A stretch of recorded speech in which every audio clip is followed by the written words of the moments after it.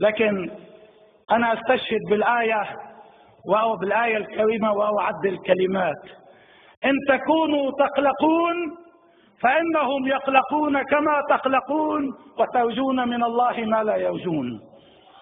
ولا تهنوا في ابتغاء القوم إن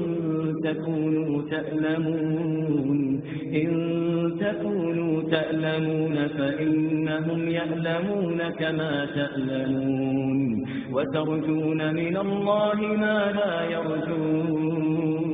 أو بالآية الكريمة وأعدل الكلمات إن الذين يلحدون في آياتنا لا يخفون علينا أفمن يلقى في النار خير أم من يأتي آمنا يوم القيامة اعملوا ما شئتم إنه بما تعملون بصير. أفمن يلقى في النار خير أم من يأتي آمنا يوم القيامة اعملوا ما شئتم إنه بما تعملون بصير.